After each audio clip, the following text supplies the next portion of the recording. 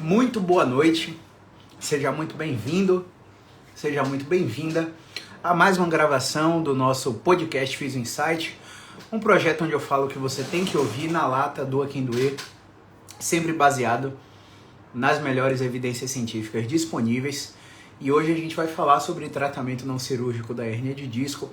Vamos falar tudo o que você precisa saber a respeito do tratamento da hérnia de disco. Vamos tocar em vários pontos. Temos aqui no mínimo 14 tópicos para a gente discutir.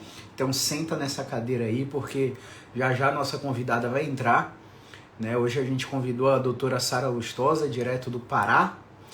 E Sara está tendo um resultado impressionante lá com os pacientes com dor na coluna, com dor crônica. E ela vai dividir um pouquinho da experiência dela, especificamente nesse tópico de hérnia de disco, tá bom? Vamos chamar a Sara para ela entrar e assim que ela entrar a gente faz as considerações iniciais, beleza? Aceitar e a gente vai testar o som e começamos a conversar. Grande Fábio, maior floricultura do país, Cléo Flores. Um abraço na matriarca aí. Dr. Elvis, V. Pinelli, Cíntia Pitti, sejam muito bem-vindos. Me fala nos comentários de onde vocês são, tá? Enquanto a gente vai introduzindo aqui o tema. Sara, você me escuta bem? Escuto. Tá me ouvindo? Maravilha, o áudio tá perfeito. Vamos introduzir aqui o tema e já já a gente começa a entrar nas vias de fato, beleza? Pessoal, essa é a aula 9 da jornada Vencendo a Dor Crônica, um evento de 40 dias onde eu convidei 10 super profissionais dos 4 cantos do país para falar sobre temas diversos no tratamento da dor crônica. A gente já falou sobre dor cervical, sobre sono, a gente já falou sobre tanto tema. E a gravação dessas aulas está direto lá no meu grupo do Telegram, onde você clica no link do perfil e vai no botão Jornada Vencendo a Dor Crônica. Lá você vai encontrar todas as gravações das aulas até o dia da última aula, onde a gente vai tirar todas as aulas do ar, tá? Então aproveitem para consumir esse conteúdo. Como eu estava falando, hoje a gente vai falar sobre hérnia de disco e a gente convidou essa super profissional aí. Por favor, se apresente. Quem você é, qual é a sua experiência, onde você trabalha.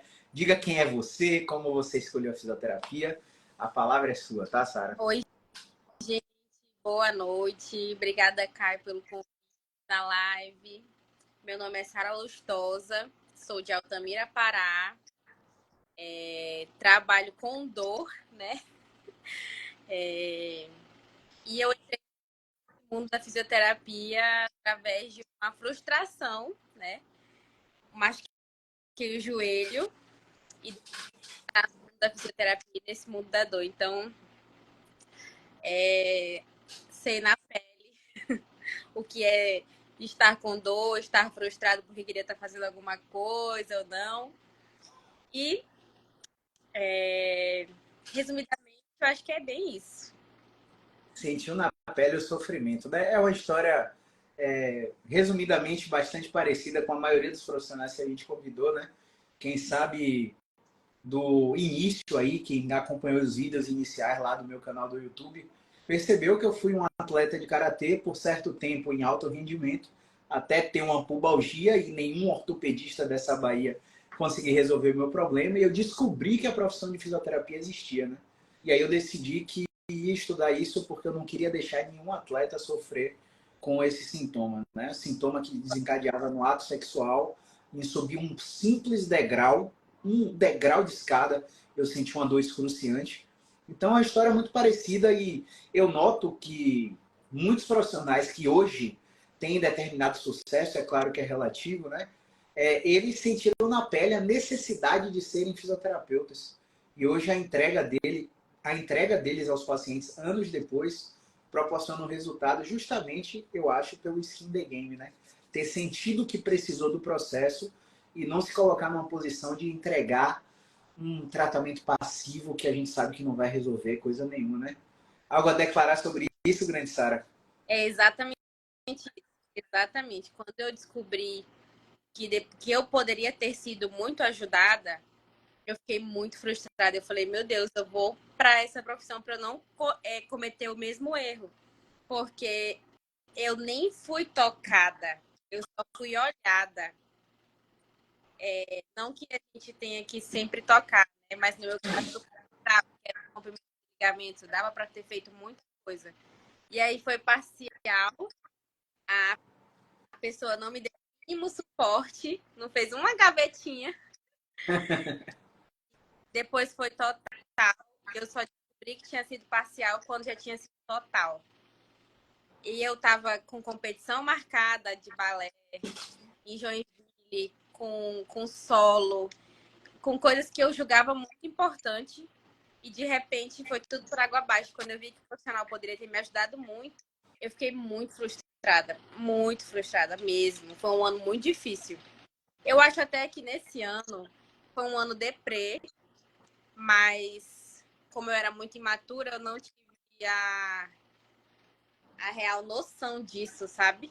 Foi até bom que, por um lado, protegeu. Sim, com certeza. Vamos chegar às vias de fato, né, Sara? Vamos conversar um pouquinho sobre o que os seguidores realmente têm interesse em saber. Hoje em dia a gente vê muitos pacientes. Meu Bahia empatou, viu? Meu Bahia tá jogando nesse momento no Coritiba e tá 1-1, viu? Então vai ter hora que meu coração vai disparar aqui, mas tá valendo. Então, a gente vê muitos pacientes passarem por médicos ortopedistas, receberem um diagnóstico através de um exame físico somado ao exame de imagem no mundo ideal, né, no cenário ideal. E a gente vê os pacientes chegando para a gente na fisioterapia, ou depois do orto, ou antes do ortopedista, já com aquela ideia: ah, eu tenho hérnia de disco, eu tenho que operar, e eu não quero operar, enfim. Então, a gente quer desmistificar um pouco desses pontos. E aí eu queria que você falasse aí para o pessoal o que é, por definição, hérnia de disco. Qual é a sua concepção enquanto a definição desse problema? Definição de hernia de disco. No cru, né? Bom, para ficar de maneira bem fácil de entendimento, hernia de disco é quando a gente já tem o extravasamento, né? Do conteúdo que fica ali dentro do disco e acabo ali. A gente tem, eu tento sempre usar palavras que não vão gerar tanta. Sim, mas não se preocupe, pode. Mas é quando aquele conteúdo que era para estar ali dentro do nosso disco já acaba literalmente herniando e tendo contato ali com as estruturas de alguma forma, né? Sim, maravilha. Então eu colocaria aí também, Sara, que a hérnia de disco é uma alteração natural da idade que todos os seres humanos terão, Uhum. né? Na nossa evolução, vamos dizer assim, na nossa evolução biológica, né, do Homo sapiens, quando a gente parou de migrar de quadrúpede para bípede, viramos macacos, seres humanos, a coluna assumiu uma posição que aceita a carga gravitacional demais. E para aceitar a carga gravitacional, a coluna precisou assumir curvaturas e os discos precisaram hidratar e desidratar ao longo do dia. E essas pressões das cargas axiais comumente geram degenerações, abaulamentos, protusões e hérnias de disco. Então, hérnia de disco é um rótulo que dão para um processo natural do envelhecimento que acontece na coluna de todos os seres humanos. Beleza? Isso é o passo número 1 para a gente começar a desmistificar muita crença. Agora, Sara, o que é que você teria para falar a respeito de quais são os impactos funcionais que uma pessoa que tem hérnia de disco pode apresentar? Impactos funcionais, tá? O mais clássico de todos, né? Que eu acredito que seja tanto às vezes por um acometimento verdadeiro por hernia de disco, quanto pelo medo de saber, ter ouvido, é dobrar a coluna, né? Então, falando em funcionalidade, eu acho que o top 1 é dobrar a coluna. Achei interessante o caso de uma paciente que eu atendi ontem, avaliação nova, chegou desesperada, desesperada. E aí, da forma como ela falou no contato no WhatsApp, pensei que estava irradiando, eu pensei que estava tendo todos aqueles sinais, né, que a gente já sabe que são clássicos, né? E não tava, era uma dor de infarto na lombar, e ela falou assim, olha, mulher, eu tô aqui porque eu tô desesperada. Aí eu falei, tá, por que desesperada? Ela falou, tem 14 dias que eu tô com dor, e primeiro eu fui na UPA, me deram remédio, e as pessoas que estavam esperando nas cadeiras me disseram que eu ia ficar aleijada. Eita. Depois que as pessoas me disseram que eu ia ficar aleijada, ela disse que inclusive um senhor que estava sentado do lado dela falou assim, eu sinto isso, toma esse remédio. Cortou o remedinho, deu o remédio para ela. Aí ela disse que depois disso ela entrou para a sala do médico e o médico falou assim, olha, tá tudo bem, isso vai passar, você vai ficar bem, toma esse remédio aqui e vai embora. Ela falou, Sara, eu odiei o médico. Aí eu falei, por quê? Ela falou, porque ele disse que ia ficar tudo bem e que ia passar e que não sei o quê. E eu tava sentindo uma dor insuportável. E o cara lá de fora disse que eu ia ficar aleijada. E aí o meu cunhado, radiologista, já tinha falado pra mim que eu precisava fazer uma cirurgia, que eu ia ficar muito mal. Aí eu respirei fundo, olhei pra ela e falei, o médico tava certo. Você tava esperando um ambiente de acolhimento, né? Em um ambiente loucura, que são muitas pessoas para atender, e você não teve, você achou que ele estava errado. Então, às vezes, as pessoas têm umas limitações pelo fato das crenças, pelo fato do que as pessoas falaram, pelo que já ouviram e ouvem durante as crises.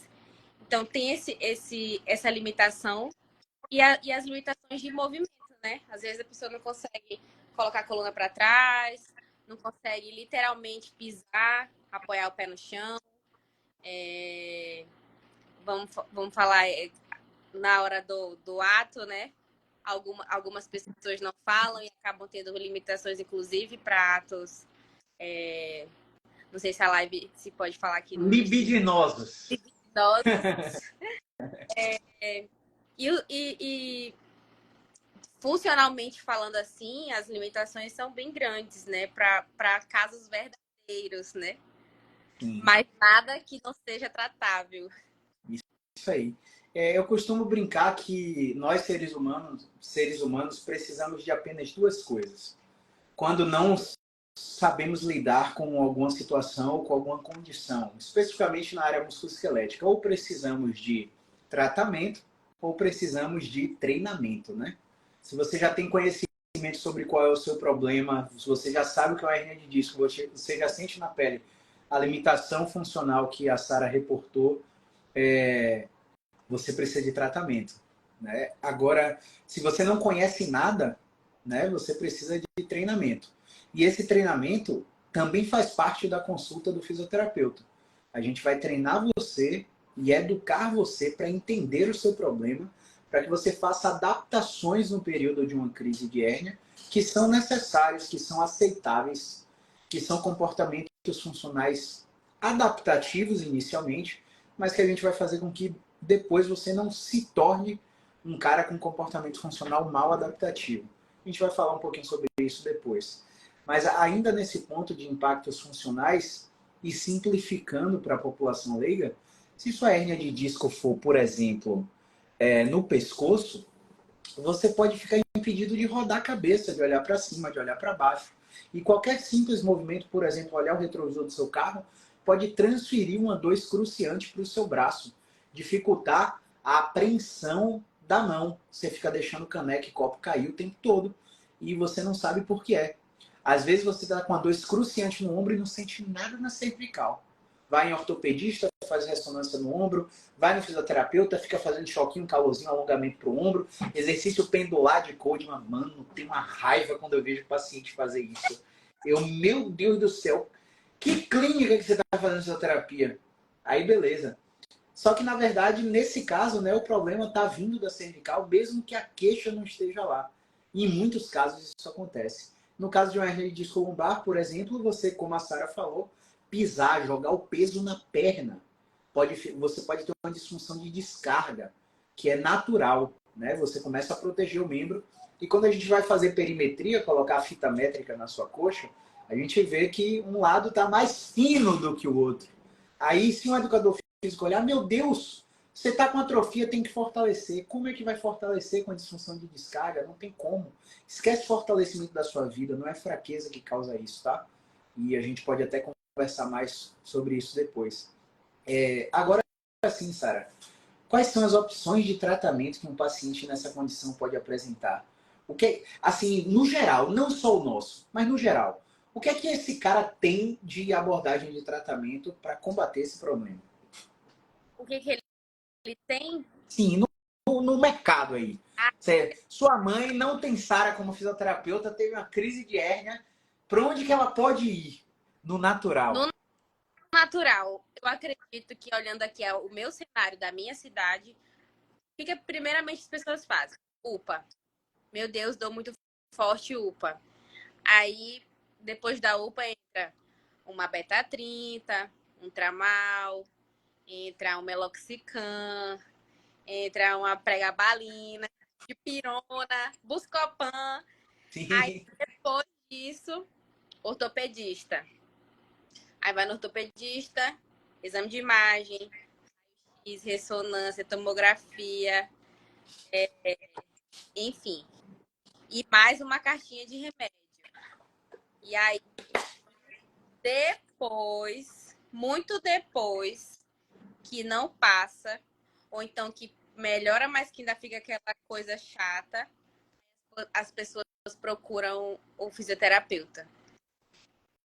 E na fisioterapia, Sara, se você pudesse definir o que é tratamento antigo para hernia de disco e o que é tratamento moderno, quais recursos você colocaria lá na sacolinha do tratamento antigo e quais recursos você colocaria lá no tratamento moderno?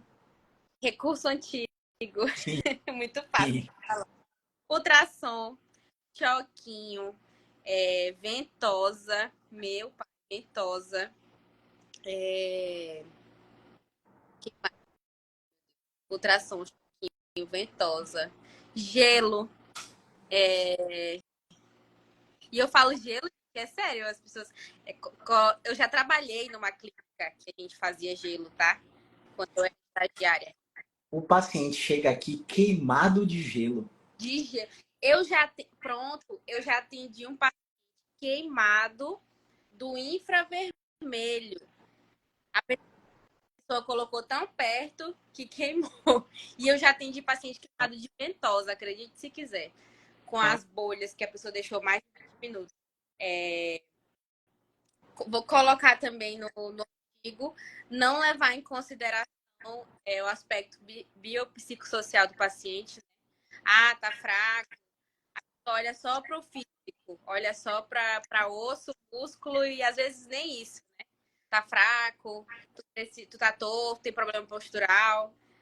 A maioria das pessoas aqui também na minha região olham para problema postural e falam: ah, tu é torto e é por isso que dói.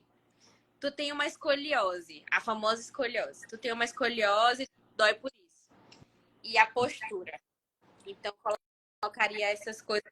Talvez eu lembre demais daqui um pouco, mas assim, o que me vem mais em mente é isso.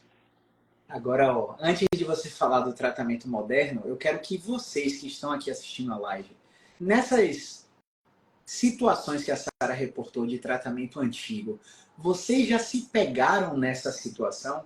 Coloquem aqui nos comentários o que é que você já fez de tratamento antigo para condições de hernia de disco e percebeu que nada funcionou, beleza? Enquanto vocês vão comentando, já já a gente para responder vocês. Sara, vai falando o que é que a gente tem hoje de tratamento moderno para essa condição. Tratamento moderno. Top 1, educação em dor, né? Conversar, entender o que o paciente está entendendo sobre o que ele está sentindo, né? Uma pergunta que eu recebo, inclusive recebi muito essa semana. Sara, meu osso tá no osso? Ai, porque eu tô sentindo que tá osso no osso. Gente, isso é uma crença, meu Deus do céu, muito forte. E enquanto a pessoa não entende isso, ela fica imaginando um monte de cenários ruins do osso no osso, desgaste, e aí vai montando uma cascata de pensamentos ruins, né? Então, colocarei top 1 educação em dor, para fazer a pessoa entender que não é porque dói que tá machucado, não é porque dói que tá uma lesão, não é porque dói que tá uma coisa muito séria. Os exercícios específicos, que apesar de ser uma coisa muito simples para mim, para você, para as pessoas que estão no Be Expert, né?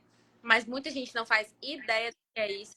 Porque quando a gente fala exercício, todo mundo imagina o quê? Ah, uma caminhada para musculação, é... Vou, vou calçar meu tênisinho verdicando e vou sair correndo por aí. vou fazer qualquer coisa, vou lá na pracinha do cais e vou fazer aqueles negocinhos que estão lá. Então, apesar de ser uma coisa que para quem está do lado da terapia que baseado em evidências, digamos assim, né? Que tem os exercícios específicos para cada caso, para se é hérnia, para se não é. Algumas pessoas não fazem ideia do que é isso. Alguns pacientes falam para mim, mas que exercício ridículo. Esses dias eu ouvi de um paciente assim, não tô dando fé nesse exercício. Eu falei, faça e você vai me dizer se vai melhorar ou não. Exatamente. Então, top 1, educação em dor, exercício específico. E aí eu colocaria um pouquinho de hands-on, né? O manual, quando bem aplicado. Hum. Quando bem aplicado, é isso. Aí, Sara, agora eu vou te colocar numa enrascada fora do roteiro, já que você falou disso aí. Porque a gente tem uma população aqui que a gente sabe que não é profissional, mas a gente tem uma galera que é fisioterapeuta aqui assistindo essa live.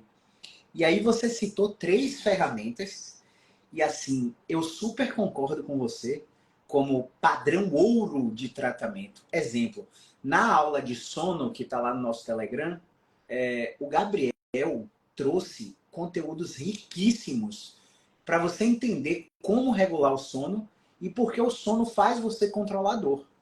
E aí, o Gabriel é um profissional que eu admiro muito, e nessa aula que o Gabriel falou, ele deu alguns pontos assim nesse aspecto de sono, como você falou desses 3 recursos, né? Então eu acrescentaria o sono nesses 3 recursos, e ele falou assim: o padrão ouro para tratamento do sono não é tomar alprazolam, não é tomar Rivotril, não é tomar, esqueci o nome do outro remédio, mas esses indutores do sono, esses antidepressivos.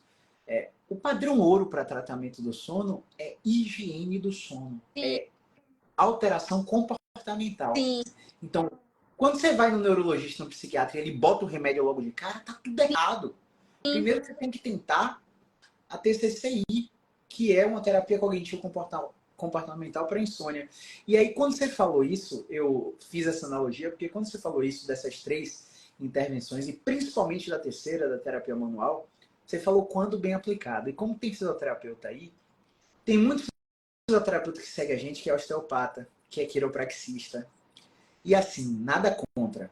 Existem osteopatas, existem quiropraxistas e existem osteopatetas e quiropatetas. Sim. Inclusive, eu já fui um. Eu também. Há uns 4, 5 anos atrás, eu já fui um osteopateta. Eu Porque também, de todo coração. tudo que eu falava para os pacientes piorava a percepção do problema do paciente. Quando você falou da terapia manual, eu queria que você explicasse uma situação. Pode ser hipotética, pode ser uma situação que aconteceu com você, onde a terapia manual é bem-vinda. Esse bem aplicado. O que é esse bem aplicado para que as pessoas entendam? Tá, eu vou dar um exemplo. Antes de dar esse exemplo, vou só comentar um fato engraçado de uma coisa que eu trabalhei. Sim. Eu tinha acabado de fazer o curso de que eu tava me achando, né? Aí avaliei um cara, coloquei a mão no isquio e tudo, pedi pra ele baixar e tal, no isquio não, lá na lombar, no sacro. E aí, porque o ilíaco tá baixo, o ilíaco tá isso aqui. O cara simplesmente foi embora fazer um raio-x. Voltou com raio-x, e aí o fisioterapeuta chefe falou assim, mas eu não pedi raio-x, porque você fez raio-x? Não, porque a Sara disse que o meu negócio, aí ele foi explicar do jeito dele, né? Tava rodado. Aí ele falou, gente do céu, vocês falaram um negócio, o cara apareceu com o exame de imagem, tá lá super preocupado pra ver o quanto que a comunicação às vezes atrapalha, né? E uma situação assim, que eu acredito que muitos fisioterapeutas não saibam, que é bem aplicado, é quando acontece um episódio de piora no paciente, né? Um episódio de flare-up, tá lá no meio do tratamento, e aí o paciente veio pior para um novo atendimento com você, e aí talvez foi nocebado por alguém, falou alguma bobeira, ou você colocou carga demais mesmo no exercício. 2-1 Bahia! Bora, Bahia! Vamos nessa! Ou Ou você botou colocou carga demais no exercício. mais do exercício e precisa reverter aquela situação. Você vai lá, coloca sua mãozinha, uma liberaçãozinha que é sempre aceita, bem aceita, né? Uma manipulação, né? E uma manipulação não pensando em, meu Deus, vou manipular aqui C3, C2, mas uma manipulação global, né? Velho, olha só, é engraçado isso, né? Porque às vezes a gente pensa assim, ó, o cara tá com a ressonância com a hernia de disco extrusa L4, L5. Aí a gente vai para a neuroanatomia e vê qual o trajeto um dermatomal de L4, L5. Aí você vai lá, canto posterolateral do glúteo, com posterolateral de coxa, bifurcação da fossa poplítea, descendo lateralmente na fíbula. E aí você vê que o cara tem um trajeto de dor respeitando a hérnia. Nossa, como essa hérnia é verdadeira. A hérnia tá ali e a dor tá toda no trajeto dermatomal da extrusão da hérnia de disco. E aí o cara vai lá e fala para ele, olha, L4 tá rodada, L5 tá rodada, e tá rodada em ERS e FRS. Eu vou te colocar em decúbito lateral, vou dobrar seu joelho de cima, vou fazer uma técnica chamada lumbar roll. Sua lombar, a rotação vai normalizar, né? Eu vou colocar a sua coluna no lugar e você vai melhorar. O discurso encanta. Encanta. Porque Cortella, Mário Sérgio Cortella, ele tem um livro que eu não me lembro agora e não está aqui fácil na prateleira, que ele fala que a gente só pode encantar se for encantado pelo processo, alguma coisa do tipo assim. Sou muito mal nessas filosofias, mas para que você entenda, se eu coloco paixão no meu discurso, é muito fácil fazer sentido para o paciente. E é super plausível, né? Porque ele mostra a ressonância, aí mostra a figurinha do nervo no Google lá, e o paciente, uau, realmente eu estou com um super profissional. E aí é um paciente que, vamos supor, responde a movimento. E coincidentemente, as estratégias hands-off não pegam nesse paciente. E coincidentemente, ele tem alguns critérios de sucesso para manipulação. E a manipulação seria o último grau de carga depois da pressão extra do terapeuta. Aí o quiropateta, o osteopateta, vai lá e pum, manipula o cara. Acabou a dor na perna, acabou a dor na coxa, a dor na lombar está 90% melhor. Meu Deus, eu quero isso para sempre. E aí ele vende um tratamento de 4, 6 sessões. Aí o cara vai à segunda, a melhora já não é tão substancial. O cara vai à terceira, praticamente não faz diferença. O cara faz a quarta, inerte. Ele começa a perceber que tá acabando o plano de tratamento e ele não está melhorando. Ele sai melhor, volta igual. Sai melhor, volta igual. E aí o cara começa a ficar dependente daquilo. E eu ficava frustrado, não sei você, mas eu ficava frustrado porque o paciente me perguntava quantas sessões eu vou precisar para minha hernia de disco. E eu não sabia o que dizer. Vamos fazer mais 3? Acho que precisa de mais 3. Vamos fazer, Vá, fale. né? Vamos fazendo aí, não complementando. Então eu ficava muito frustrado com isso. E aí eu tô fazendo essa analogia para explicar para vocês que as pessoas que não têm dor também apresentam esses tipos de hérnias, inclusive extrusas. As pessoas que não têm dor, inclusive, apresentam espondilolistese, que é um escorregamento de uma vértebra sobre a outra, que tem até aqui no meu destaque, na aba artigos, um artigo de uma grávida de 8 meses. Uma ressonância de uma grávida que não tem dor nenhuma. E L5 está completamente escorregada sobre L1. Eu tenho E quando você... uma Quando você olha a imagem dessa grávida, você diz, meu Deus, 3-1 Bahia. Você diz, meu Deus, essa grávida é cadeirante. Só que você não pode olhar só para o exame de imagem. Você não pode condenar um paciente a não fazer uma coisa por causa do exame de imagem, entende? Então a gente precisa entender muito desse processo para saber como explicar para o paciente. Algo a declarar sobre essas colocações aí, Sara, para a gente ir para a próxima? Eu tinha, mas eu esqueci. Nada. Eu acrescentaria com certeza o sono. Inclusive, eu fui uma pessoa que eu fiz higiene do sono há mais ou menos 2 meses. E, cara, mudou 100% a minha vida. 100%.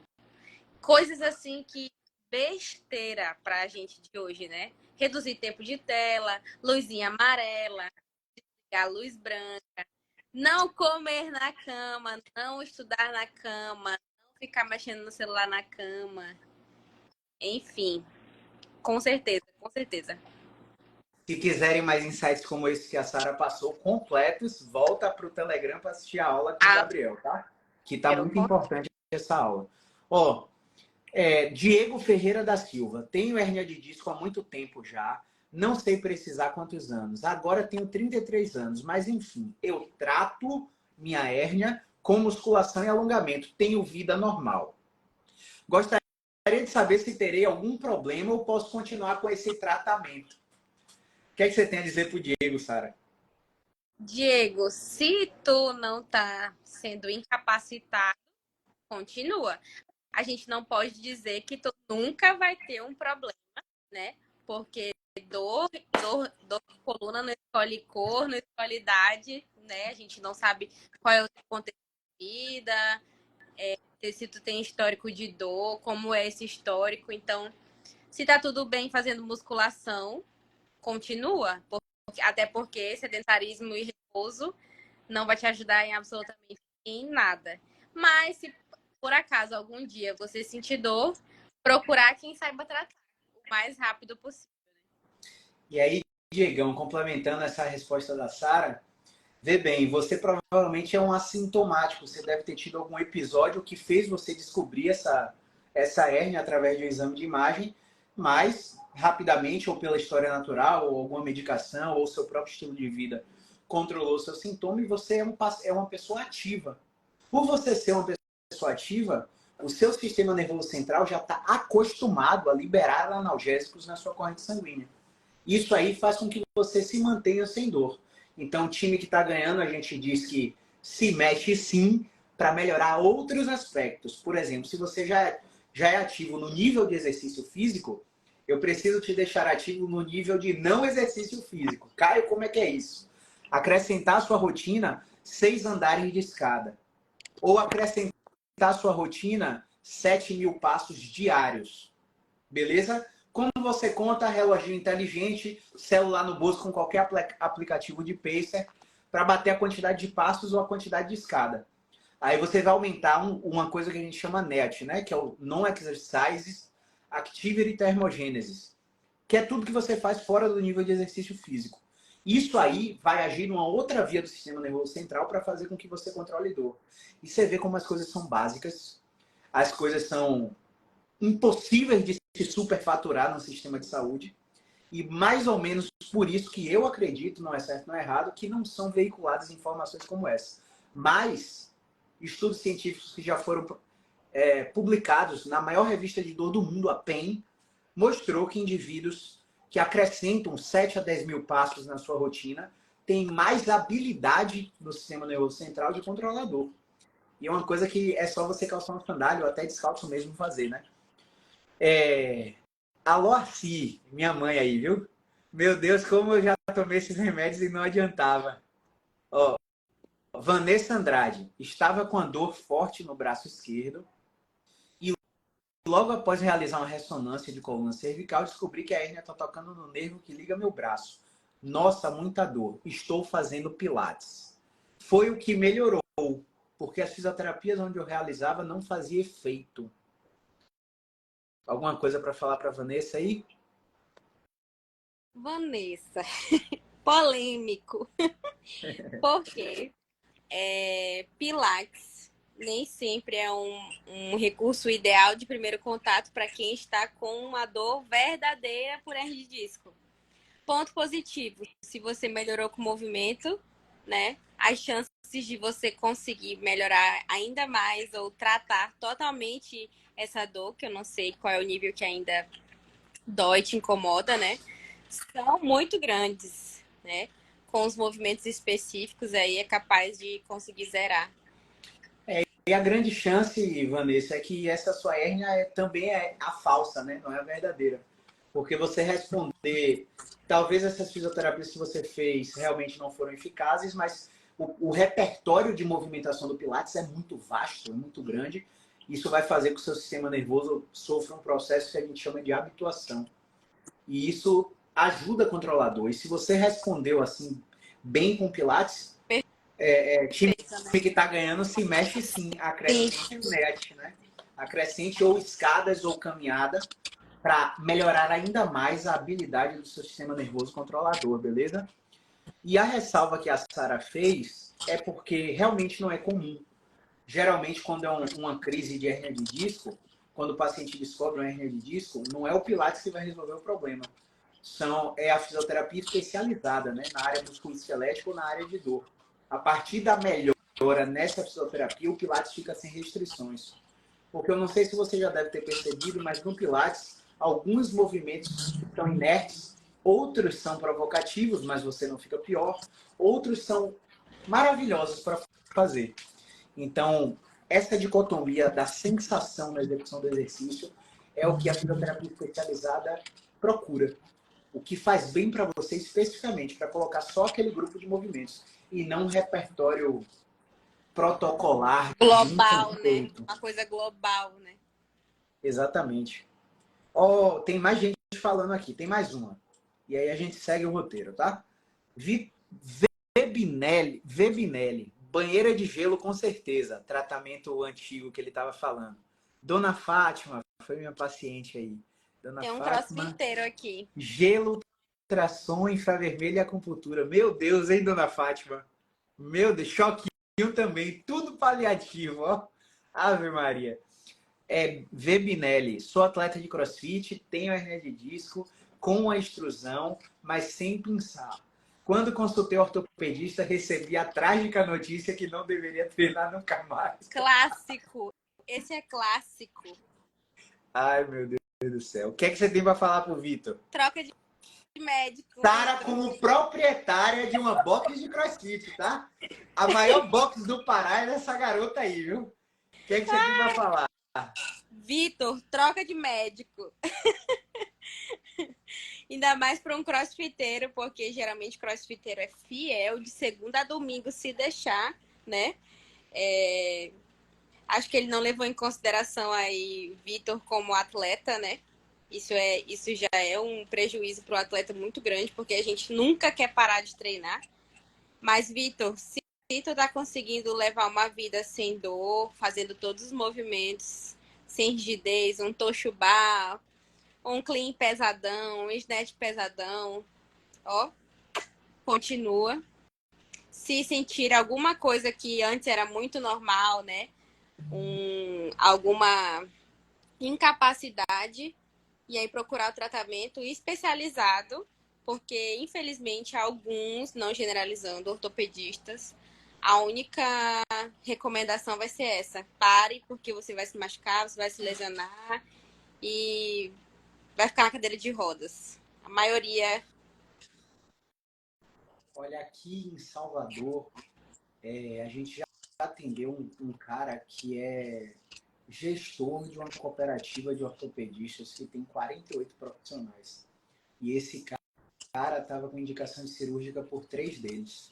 E a gente fez um tratamento por 2 meses e ele saiu da cirurgia.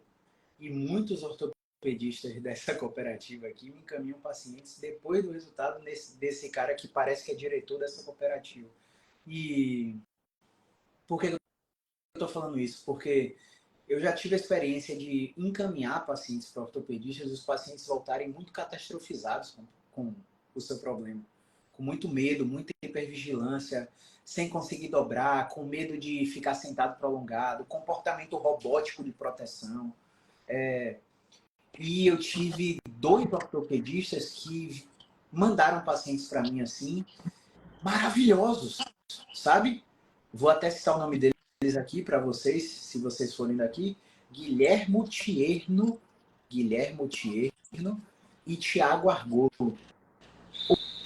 Hoje, quando eu preciso que um paciente meu visite um ortopedista, eu só mando para eles dois, porque os pacientes não voltam com aquelas crenças malucas que o exame de imagem coloca no profissional. Falar nisso, em Aracaju, agora, nesse momento, está rolando o Congresso Brasileiro de Fisioterapia Traumática Ortopédica. E um dos maiores profissionais do país, com muito orgulho, fui aluno dele por, sei lá, 7 oportunidades. Ele acabou de voltar do maior fórum do planeta de tratamento de dor na coluna, de dor lombar. E ele ganhou um prêmio com um prêmio de melhor pesquisa do Congresso. E ele está falando no Cobra Pito agora, um colega meu está presente lá no evento, já troquei figurinhas com ele. E ele estava falando de um artigo sobre a percepção de ortopedistas no tratamento dos pacientes de dor na coluna. Que massa. E muitos estão falando assim, ó, às vezes a gente tem que fazer a função de psicólogo, às vezes a gente tem que educar sobre tarefas que não são da medicina. Então, é uma pesquisa, salvo engano, com mais de 80 ortopedistas. E essas percepções do profissional influenciam no que o paciente vai acreditar. Como que falar para o paciente sobre um trabalho de psicólogo não é da medicina, não é da fisioterapia, é educar sobre o problema? Claro que é, velho. E se ele assume que isso não é da função da profissão dele, fatalmente ele vai ficar naquele modelo. Ó, o que é que tem na ressonância? Pronto, é isso aqui o seu problema. Só que a ressonância mostra muita coisa da idade, então isso é muito complicado, de verdade. Então eu só encaminho pacientes para esses dois profissionais aqui. A Bianca falou estralopata, né? Estava comentando lá sobre o discurso. Moro no quarto andar, Vanessa, e subo das escadas diariamente. Maravilha. V. Binelli, ele foi ignorado como sucesso. Resultado, ganhou uma competição recentemente. Parabéns! Vou bater palma porque eu tô segurando o celular no carregador. Maravilha. Ó, Marielle, tô precisando ir a um. Sinto muitas dores no corpo. É engraçado que quando a gente fala de recomendação de ortopedista, o pessoal já ativa o gatilho. Ó, vou nele, né? Mas assim, só para vocês entenderem, pessoal, existe um modelo de atenção à saúde onde o fisioterapeuta ele está na emergência ortopédica, fazendo a triagem com você.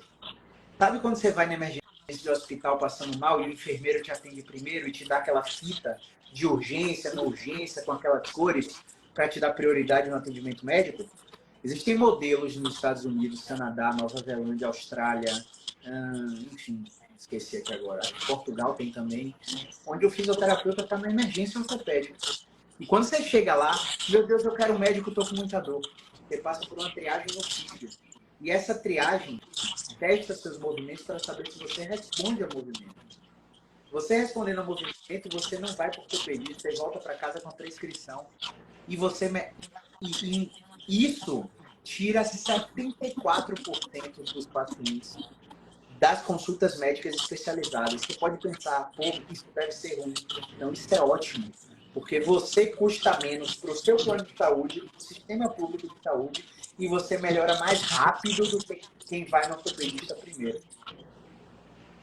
Quando que a gente encaminha paciente para ortopedista? Quando o cara tem uma hernia de disco, sem posição de alívio, em fase irritativa, com os sinais de que o pé está caído sem conseguir levantar, ou com os sinais que a mão não tem pressão e está derrubando o copo o tempo todo. Quando a piora é progressiva, todos os dias você está piorando, não existe variabilidade. Quando você tem esses sinais como incontinência urinária ou fecal, risco de síndrome de Caldequina, quando você está perdendo peso sem motivo, quando você tem febre junto com a dor, o que mais, Sara? Sangue nas fezes, Sangue na urina ou fezes, né? Acho que é isso. Eu acho que é basicamente História de câncer. história Né? de câncer. Então, quando você tem esses sinais, que são perguntas especiais que nós fazemos, positivos, aí a gente precisa do ortopedista junto com a gente. Só que 95% dos casos de dores nas costas não apresentam esses sinais. Então você que é leigo agora aí, fica em pé e tenta andar na ponta dos pés e andar nos calcanhares. Se você não conseguir, nem vem para mim, vai no ortopedista primeiro, saca? Mas se você conseguir, é sinal que a pressão da hérnia no nervo não é real. Não é compressão total para perder a força muscular, entende? Então, esse trabalho é do fisioterapeuta, não é do ortopedista. O ortopedista precisa ser visto primeiramente quando você tem trauma, queda ou acidente. Sem trauma, queda ou acidente, você tem que ir direto na fisioterapia para encurtar caminho, para não ficar rodando anos no sistema. Isso é tão verdade. Eu tenho um amigo que é médico, trabalha em São Paulo. E a gente tem um canal de comunicação muito bom. E ele até fala, Sara, a única pessoa que consegue abrir minha cabeça é tu, porque eu formei naquele modelo de que repouso é indicado, remédio é bom e tal. E ele falou, aí esses dias ele mandou uma mensagem, falou assim, Sara, como seria bom se tivesse uma sala para ti no hospital que eu trabalho? Eu falei, por quê, amigo? Ele falou, cara, 70% das emergências são dor lombar. E ele faz residência em psiquiatria. Ele falou, eu atendo mais dor lombar do que o próprio um surto, alguma coisa do tipo, né? Na emergência. Ele falou, mais de 70% eu diria que é dor nas costas. E aí, às vezes, uma coisa muito simples. E mais A gente tem... Vá, continue. mas que muito simples, que talvez ele até saiba que com o movimento melhora, mas ele não sabe qual movimento. E se ele não passar remédio, o paciente sai falando que ele é ruim, né? Exatamente. E tem uma organização não governamental nos Estados Unidos chamado Instituto Bill e Melinda Gates, que faz um censo mundial, onde ele pesquisa anos vividos com incapacidade em mais de 180 países. E esses anos vividos com incapacidade secundário a mais de 300 doenças. Esse estudo se chama Global Burden of Disease, né? Fardo global de doenças. E esse Global Burden of Disease coloca dor lombar e cervical como líderes do ranking de anos vividos com incapacidade. Então, a procura de emergência médica é muito maior para essas crises de dor. E, muito por isso, a orientação que os pacientes recebem é completamente não fundamentada na ciência.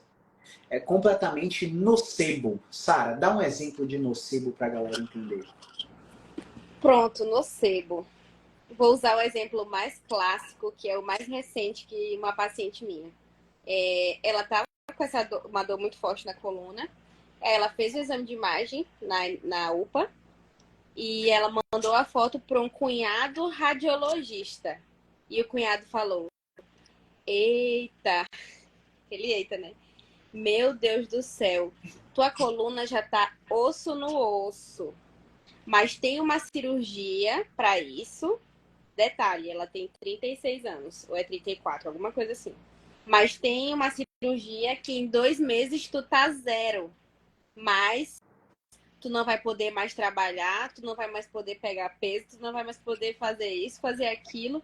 E aí ela me falou, Sara, eu travei só de ver aquela mensagem.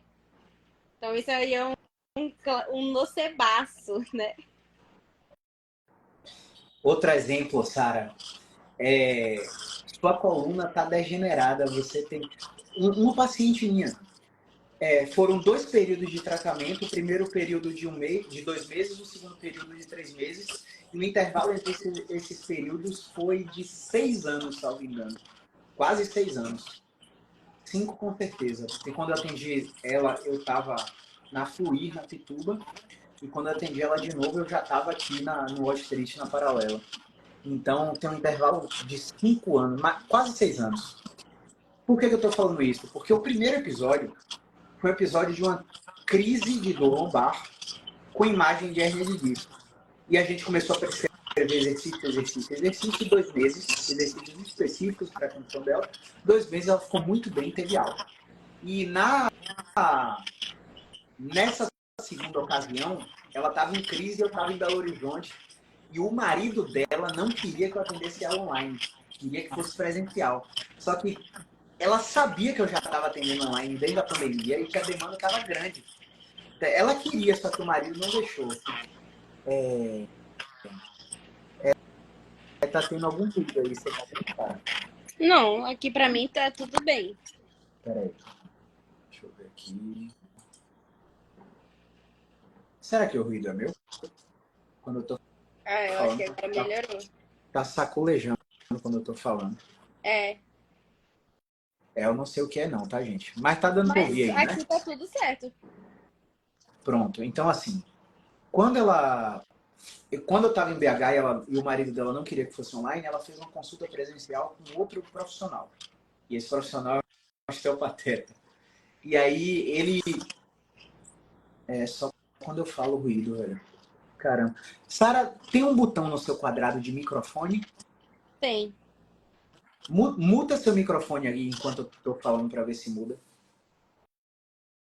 Vê se o ruído continua aí, pessoal. Acho que não, né? Parou, né? Ó, então, assim, quando eu falar, você muta, e quando você for falar, eu muto, tá? Teve uma época que tava assim as lives mesmo. Coisas do ao vivo. Ela foi num osteopateta, o osteopateta não conseguiu resolver a crise dela. Dessa vez a crise era de dor cervical, irradiada para o braço. E aí, obrigado, tá, pessoal? Irradiada para o braço. E aí, o que aconteceu? Esse osteopateta mandou ela para um ortopedista. O ortopedista pediu uma ressonância do pescoço, do ombro, do cotovelo e do punho. E da coluna torácica, perdão. E da coluna lombar também. Foram, sim. Ela veio com 8 sacolas. Eu estou esquecendo a outra ressonância. Mas ela veio com 8 sacolas de imagem. Porque o marido dela me disse depois que ela colocou para ele que ela já tinha tratado a lombar há muito tempo com um fisioterapeuta que era eu. E aí, por já ter história de lombar, pediu a ressonância da lombar também. Ela tem um primo, parece que é médico, e parece que ele trabalha numa clínica de imagem aqui em Salvador. E ela conseguiu fazer da noite para o dia todas essas ressonâncias por causa desse acesso. Resultado, levou a ressonância enquanto eu estava em curso, estava em Belo Horizonte, e levou a ressonância profissional. Quando eu voltei, ela veio para mim. E ela me disse com essas palavras: o médico disse que eu tenho 15 hérnias de disco e que ele não vai me operar, porque se ele me operar, ele vai ter que fazer uma cirurgia, ele vai ter que fazer várias cirurgias em vários segmentos e vai ser uma de cada vez. Essa paciente saiu do meu tratamento fazendo agachamento a fundo, salto e aterrissagem, flexão pliométrica no trampolim. Vários exercícios que botam impacto no processo, para ela perceber que eu estou botando para lascar com ela e ela não está piorando, para ela resgatar a autoeficácia do corpo dela. E ela voltou sem conseguir fazer uma ponte, sem conseguir fazer um gato camelo em 4 apoios. Foram 3 sessões de educação em dor com ela, para ela começar a quebrar as crenças que esse médico colocou nela. E eu estou falando de médico porque o exemplo foi com o médico. Porque pode ser que um fisioterapeuta te fale isso. Um fisioterapeuta de RPG te ensinando a corrigir postura. Um fisio de pilates te ensinando a fortalecer o core. Ou um fisio de acupuntura te dizendo que você tem uma síndrome energética do baço que controla músculos e tendões e seus tendões estão fracos. Aí você vai correndo para o médico fazer ultrassom de abdômen total porque o acupunturista falou do seu baço, falou do seu rim, que você deve ter pedra no rim. Você já começa a fazer uma generalização muito doida por causa dessas informações nocivas que a gente estava explicando, né? Então, isso aí é muito complicado. Vai lá, Sara. Cara, esse negócio de acupuntura, não fazendo uma crítica, mas a nenhuma especialidade, né? Eu recebi um paciente, a mulher dele que agendou, aí falou: ah, preciso urgente, meu marido tá muito mal e tal. Daí eu pensei, nossa, ele deve estar travado, alguma coisa assim, né? Porque quando alguém fala que é urgente, eu penso logo alguma coisa realmente assim, E aí ele chegou, flexão boa, extensão um pouquinho, uma perda assim, média, sabe? Mas tudo funcional, sem dor irradiada e tudo mais. E aí na parte da avaliação a gente pergunta, né? O que, que você acha que você tem? Ele falou, Sara, alguns anos atrás eu fui avisado que isso aconteceria. Alguns anos não, alguns meses. Aí eu falei, como assim? Não, porque eu tava fazendo acupuntura para ansiedade, o aurículo, né? Aí eu já torci o nariz, porque eu, Sara, eu fiz curso, recebi a técnica, eu não gosto. Já torci o nariz quando ele falou da aurículo, né? E aí eu falei, tá, e aí? Aí ele falou assim, é a moça que fazia, toda vez que ela colocava no ponto da ansiedade, ela palpava o ponto da coluna e ela falava assim, você não sente dor na coluna? E ele disse que ele falava, não. Ela falava, mas um dia você vai sentir, porque aqui tá dizendo, olha, toma cuidado, porque tu vai travar. E aí ele disse que toda sessão ela falava, olha, tu vai travar. E aí um outro dia ele disse, conversando com um outro amigo, fisioterapeuta, esse amigo falou, olha, fulano, tu é muito assim, tu vai travar. Aí ele juntou as duas informações e falou assim, eu sabia, porque a menina já tava me avisando. E o cara lá me encontrou, me viu assim, falou que eu ia travar e olha como é que eu tô. Aí, como alguns pacientes a gente sente que não dá para fazer a educação de cara, né? Eu entendi, coloquei lá. Não foi um paciente que ficou em tratamento comigo, né? Mas, gente, um nocebo tamanho desse que falava a pessoa que tu vai travar é quase uma condenação, né? É isso aí. Vê bem, esse fisioterapeuta, ele sai do. Ele sai para esse paciente como um bruxo, né? Como um mágico. Porque, nossa, ele previu que eu ia piorar. Só que quando a gente pega, se a gente analisar pessoas que não têm dor num curso de 20 anos, a gente vai ver um gráfico assim, ó, de episódios de crise. Você vai ter, hoje, 39% do mundo tem dor na lombar. E a prevalência pontual é de 22%. Então, ou seja, agora, nesse exato momento, 22% da população está sofrendo com algum tipo de dor lombar. 22%. O Brasil tem 230 milhões de habitantes. Sou péssimo em matemática, calcula aí. Você acha que fisioterapeuta precisa brigar por causa de concorrência de não ter paciente? Pelo amor de Deus, olha os dados. É um mindset de escassez completa. Se você está aí brigando porque um cara está se destacando na sua cidade, enfim, é uma loucura. Então, além dele colocar um nocebo bizarro nesse paciente, ele saiu como herói. Então, o trabalho que a gente tem para desmistificar toda essa crença aí é muito maior. Muito maior. E quando o cara chega com um profissional como nós, que trabalhamos com base científica, vai demorar mais, porque depende do entendimento do processo. Então, hoje, graças a Deus, eu recebo muito paciente que tem muito poder aquisitivo. É muito poder aquisitivo mesmo. E paciente que faz assim, ó, pega um avião, vai lá no Einstein. Pega um avião, vai lá no Sírio-Libanês. Do nada tá no Saara. Viaja, vai nos Estados Unidos, vai em médico da seleção brasileira. E o que é que muda? É o gabarito do cara? Não. É que se o cara te amedronta ou te encoraja. Essa é a diferença. É simples. Para você fazer a triagem se o profissional é bom ou ruim, é só isso que você tem que observar. Ele te amedronta ou te encoraja? Porque se ele te encoraja, ele trabalha para te dar autonomia para você não precisar dele.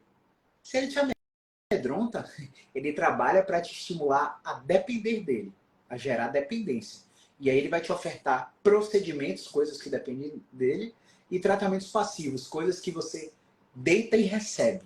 E a gente sabe, baseado na ciência hoje, que essas técnicas surtem algum efeito? Sim. 72 horas e depois o paciente volta como se nada tivesse acontecido e você está aí gastando rios de dinheiro, acumulando frustração e piorando o psicossocial, né? Bom, se tiverem perguntas, podem mandar aí que a gente vai responder no próximo turno da conversa, tá? Seguindo o roteiro aqui, Sara, toda hérnia de disco é cirúrgica? quais são os sinais que esse paciente tem que observar durante o tratamento para identificar que o problema dele pode ser cirúrgico? Outra pergunta polêmica, né? A gente até falou um pouquinho aqui dos sinais considerados assim, alerta, né? Um pé caído, né? Síndrome da cauda-equina, né? A gente até falou um pouquinho sobre isso, mas eu queria também ressaltar que nem toda, nem toda hérnia, né, é cirúrgica. Para os casos em que não tem um sinal tão grave, né, ainda há uma chance de fazer o tratamento conservador na fisioterapia especializada. E se depois de fazer a fisioterapia, vou colocar aqui, correta, 6 meses, um ano, você não teve resultado de nada, não tá melhorando, tá só piorando, mesmo fazendo o tratamento correto, aí sim a gente pode pensar. Se não for algo assim, um sinal tão grave a ponto de fazer uma cirurgia de imediato, né? Eu já tive uma paciente que chegou já para mim operada pós-crise, mas eu não pude avaliar para saber assim, vai ou não. Mas ela me relatou o seguinte, que num belo dia ela estava saindo do carro, de repente a perna esquerda travou, o pé sumiu, é, 4 ou 5 dias depois ela já estava operada. Muito amigo médico, né? Tudo, 4 ou 5 dias depois ela estava operada. Eu não achei assim tão. Eu não pude falar se era ideal ou não, mas ela teve o sinal do pé caído. E por sinal foi 100% do pé caído. E fez um tratamento comigo durante 2 meses. Voltou parcial, não sabemos se volta total, né? Mas foi aí um caso cirúrgico. Mas respondendo a pergunta, né? Não, nem toda hérnia é cirúrgica. Massa, Sara. E eu gosto de falar disso porque quando o paciente apresenta um sinal de déficit de força, que é esse pé caído, ele não consegue ficar na ponta do pé, ele tenta levantar a ponta do pé para não arrastar o dedão no chão quando anda, ele não consegue, aí ele tem que fazer uma báscula no quadril para abrir a perna para não arrastar o dedo, ele fica com o caminhar como se fosse um paciente que acabou de ter um AVC. A gente precisa de um exame chamado eletroneuromiografia. A gente precisa identificar se o cara tem uma neurotimese, uma axonotimese ou uma neuropraxia. Baseado no nível de lesão nervosa, a gente determinar algum prognóstico para saber se a recuperação desse pé caído pode ser conservadora. E, assim, eu já recebi paciente que eu só fiz consulta e encaminhei para o ortopedista e o ortopedista falou assim, não opera agora. Volta para cá e faz 6 semanas de fisioterapia. Se seu pé não começar a subir, eu te opero. Mas agora, eu não te opero. Eu falei, caramba, para mim foi um conhecimento novo. Eu comecei a pesquisar sobre, porque eu fiquei inseguro, porque eu não tinha conhecimento disso. E muitos pés caídos podem acontecer por inibição neurogênica, que acontece por causa de um espasmo muscular muito forte na região da coluna lombar, que pode garrotear os nervos e inibir a ativação do tibial, que é o músculo que levanta a ponta do pé. Então, se for uma inibição neurogênica, mesmo assim esse paciente pode responder ao movimento. E aqui nada tem a ver, fisioterapeutas com preferência direcional, obstrução mecânica, blá, blá, blá, blá, blá. Para de caçar obstrução. Aqui tem a ver com técnicas de tratamento indireto, onde você pode usar posições deitado, sentado, de pé, para irradiar força de um segmento que está preservado para um segmento que o paciente perdeu. Então, todo mundo aí fica em pé. Eu espero que vocês fiquem, tá? Quem está ouvindo a reprise, quem está escutando no Spotify agora, fica em pé. Finge que alguém colocou a mão no seu peito e te empurrou para trás. Não deixa seu quadril ir para trás. O que é que acontece com a ponta dos seus pés? Para você não cair para trás, eles começam a levantar. Correto? Se você fez essa experiência agora, pausa o vídeo, se está assistindo a reprise, pausa o podcast, está escutando aí no Spotify e faz. Se você é saudável, a ponta do seu pé vai fazer assim, ó, para não deixar você cair para trás. O que é que isso quer dizer? Quer dizer que eu posso usar seu tronco para ativar essa musculatura e fazer uma dupla tarefa no seu cérebro? Eu tiro o foco da área de dor, então eu tiro totalmente sua catastrofização, seu medo, porque eu não estou mexendo no local, e o local começa a ser ativado indiretamente. Esse é um exemplo básico, existem várias posições, várias técnicas, várias formas de se fazer, e quando o paciente perde a força de algum segmento, a gente tem como usar o tratamento indireto nessa condição. Então a gente começou a colocar ele na posição da marcha, deitado de lado, com os dois pés na parede, simulando um passo, e a gente começou a puxar o quadril dele para trás na diagonal, no sentido de rodar o tronco dele para ele cair da maca. Para ele não cair, ele rodava o tronco. Quando ele rodava o tronco, ele ativava toda a cadeia anterior e ativava o dorsiflexor. Então, esse paciente é médico e ele ficou me perguntando, mas que diabo que está acontecendo? Por que meu pé está mexendo? O que é que você está fazendo aí? Não, mas é a gravidade que está empurrando. É a gravidade que está empurrando? Beleza. Então senta, deixa a perna pendurada. Botei a mão no joelho, empurrando o joelho para o chão e pedi, faz força contra a minha mão para levantar o joelho. Ele fez força, contra a gravidade o pé começou a subir. E agora? A gravidade está ajudando ou está contra? Aí ele ficou sem graça e falou, rapaz, onde é que você aprendeu isso que não sei o quê? Então, ó, fisioterapia é uma coisa, medicina é outra. Também não sei abrir ninguém. Também não sei salvar a vida de um cara porque está com apendicite. Cada um no seu quadrado. Seu trabalho é muito importante, mas o meu é muito importante nessa área aqui que você está precisando agora. Entende? Então, não importa, assim, você tá, hérnia de disco falsa, verdadeira, tem tratamento. E se seu caso não responder, a gente tem um caminho para seguir. Né? A gente tem mandar para o anestesista, tentar um bloqueio transforaminal, até 3 bloqueios. Quando você voltar do bloqueio, você pode estar começando a responder ao movimento. Se você falhar na fisioterapia mais bloqueio, aí tudo bem. Opera seu negócio, não é o fim do mundo, não. Cirurgia nessa condição, onde você realmente precisa, é ideal. Só que o que acontece é o quê? O paciente começa a operar aleatoriamente, sem nem ter tentado a fisioterapia de verdade, sem nem ter seguido o raciocínio de tratamento baseado em evidência. Jogue duro aí, Sara. Essa questão do exercício pro pé é engraçado mesmo. Essa minha paciente que estava em tratamento, ela é uma chefe de cozinha. E aí eu falei isso pra ela. Ela falou assim, meu Deus, meu pé não vai subir e tal. Eu falei, calma, a gente não sabe. E deixando bem claro, né? O neuro foi muito legal também. Ele falou pra ela, ó, se acalma. Tratamento na fisioterapia pra você. Ele até falou pra ela assim, ó, a gente tem 8 meses pra saber se vai subir ou não. Ele não quis fazer direto a eletroneuro pra ela. Falou, estimula na fisioterapia. E aí ela ficou assim, muito receosa, né? E aí eu falei pra ela, coloquei ela na parede, falei, ó, eu vou te empurrar e você segura. Só pra demonstrar, né? Caio, essa mulher desabou num choro. Chorou, chorou, chorou, chorou, sentou, mas chorou. Ela falou, meu Deus, como a gente não valoriza um simples levantar do pé. E aí eu passei de exercício para ela aos pouquinhos, porque ela se sensibilizava muito quando ela fazia isso.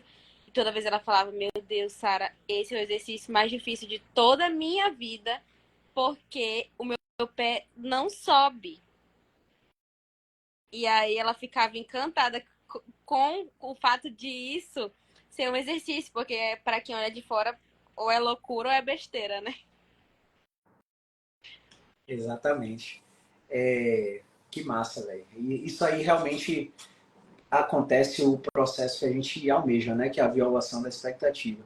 Então, eu atendi um paciente também que fez uma cirurgia, colocou âncora porque teve laceração completa do manguito rotador num acidente de moto. E o cirurgião daqui, muito renomado, né? De cirurgião de ombro, falou para ele que na fisioterapia ele ia ganhar rotação externa. E aí a gente botou todas as posições de ativação do rotador externo, irradiando e sem irradiar, e não há vestígio de contração. E o problema da eletroneuromiografia é que ela não tem muita sensibilidade nem especificidade, ela dá muito falso positivo e falso negativo. Então, o negócio é que a gente precisa testar na prática mesmo. E eu falei para ele, ó, eu, assim, nada contra o seu médico, mas eu acho que não volta mais não. E não tem nada a ver com a cirurgia. Eu acho que você não teve só uma laceração muscular, você teve uma laceração de nervo. E a eletromiografia não tá mostrando nada, mas todos os padrões que eu tento ativar seu rotador externo aqui, você não levou levanta. Então, você não investiria no tratamento. E qual que é o lance aí? O paciente fica frustrado? Fica, porque ele tinha uma expectativa, mas ele para de rodar no sistema. É um paciente que já tinha feito 90 sessões em diversas fisioterapias diferentes no processo e ninguém olhou para ele, avaliou e falou um negócio desse para ele. A partir do momento que eu falei isso para ele, ele alinhou completamente a expectativa, ficou frustrado sim, mas parou de investir tempo e dinheiro numa coisa que não tem retorno. Pô, foi uma fatalidade. Trauma, queda, acidente é fatalidade. Acontecem coisas que a gente não consegue controlar no processo depois. Você ficar gerando uma falta, às vezes é por ignorância. Às vezes o profissional não tem a convicção de que é esse o processo que está acontecendo com o paciente. Mas às vezes o profissional sabe, mesmo assim vende um tratamento. E isso é. E assim, aqui em Salvador, todo mundo que está nesse know-how aqui dessa área se conhece. E a gente sabe quais foram os profissionais que ele passou. E eu sei que todos eles têm esse conhecimento, velho. E mesmo assim venderam um tratamento para o cara. Então é um negócio assim, completamente aversivo. Deixa eu só acender aqui que o roteiro sumiu. Pronto, beleza. Então, vê bem, agora eu queria que você desmistificasse uma coisa na cabeça dos pacientes, Sara. Existe um problema secundário à hérnia de disco que hoje a literatura está chamando como dor na perna relacionada com coluna. A terminologia está mudando, né, segundo as evidências, mas muita gente chama isso de dor ciática e as evidências estão desencorajando a chamar de dor ciática. A gente ainda tem muito a discutir sobre isso, mas, enfim, quando o paciente tem essa dor irradiada para a perna, existe uma probabilidade dessa compressão nervosa ser real e ser falsa. E a gente tem um teste que mostra quando há pressão nesse nervo, né? Quando há aprisionamento em algum dos pontos. Como é que você explicaria para o paciente essa questão de dor ciática verdadeira e falsa, associando isso com o teste? Como é que você falaria isso? Associando ao teste, Laser, Slamp, por exemplo. vamos colocar aqui, vamos hipotetizar uma situação, né?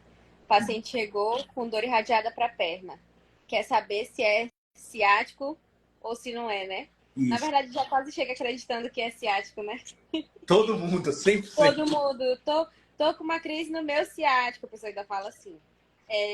Eu sempre explico para o paciente que existem outras condições que podem gerar essa dor espalhada para a perna, né?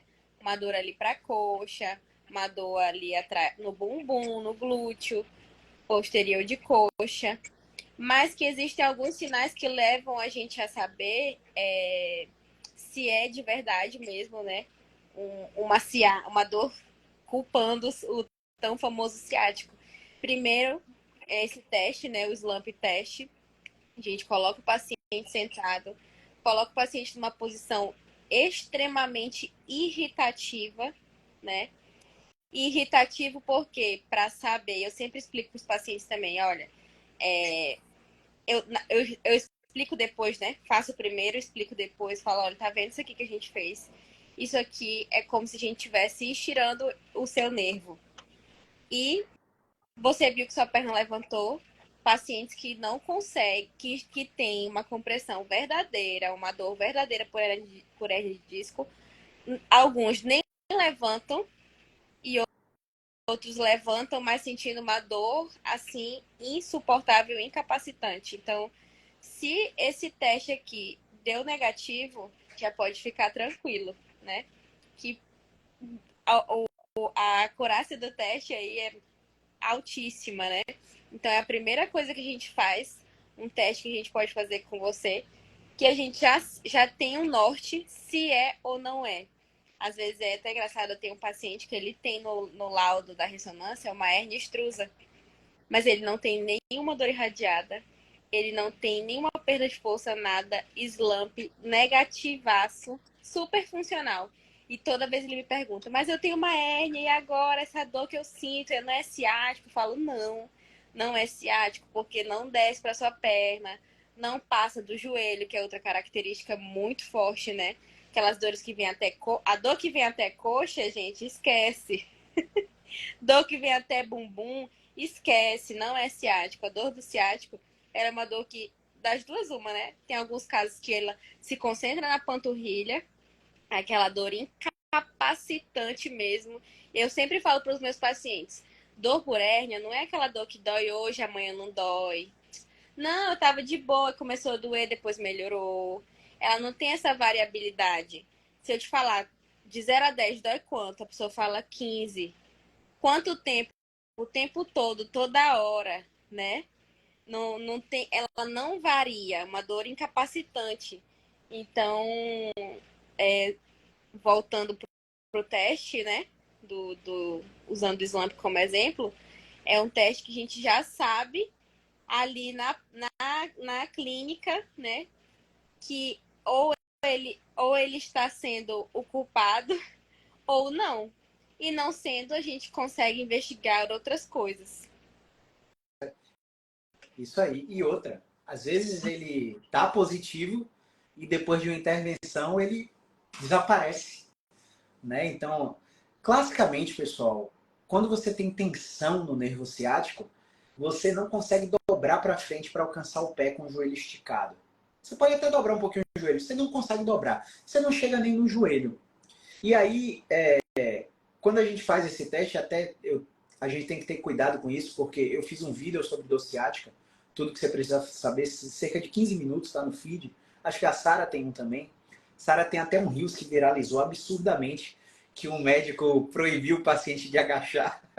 Depois compartilha de novo nos stories e todo mundo vai lá ver, tá? Porque esse vídeo aí é surreal. O grande lance é que quando a gente ensina o paciente a fazer o teste, né? Ó, baixa a cabeça, estica a perna que dói, né? Sentado, todo emborcado. O paciente, nossa, é a minha dor. Não, é ciático mesmo. Só que quando a gente avalia esse teste, a gente submete o paciente a uma estratégia. E depois dessa estratégia, esse teste pode desaparecer, né? Então, por mais que pareça ser uma ciática verdadeira, ela pode ser falsa. E se ela for verdadeira, ainda assim tem tratamento. E quando a Sara falou de tratamento de 1 ano, aí a galera meio que se assustou, né? Mas, gente, é isso. O que as evidências mostram é comparação de cirurgia com tratamento fisioterapêutico em 12 meses e 24 meses.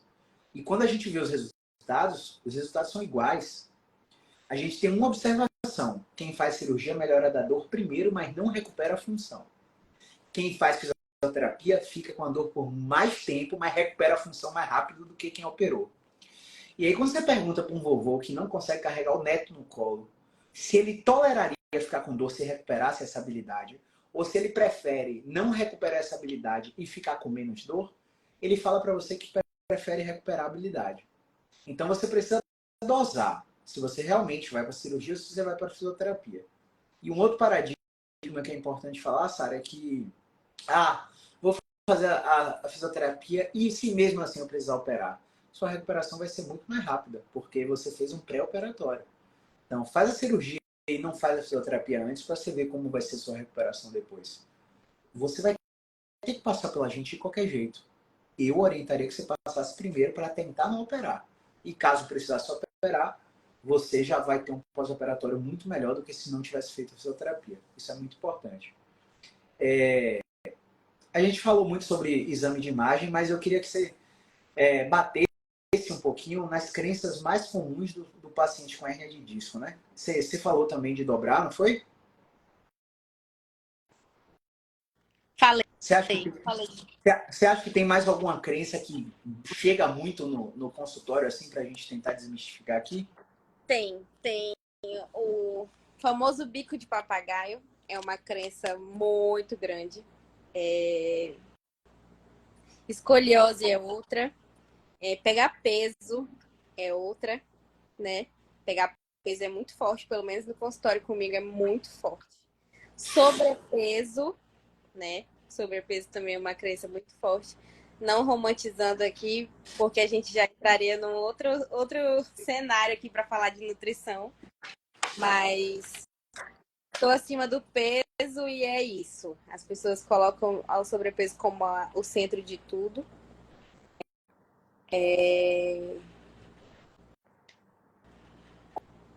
Core. Core, meu Deus, tô com o abdômen fraco. Esses dias uma amiga chegou. Sara, tô com uma dor na lombar e tal.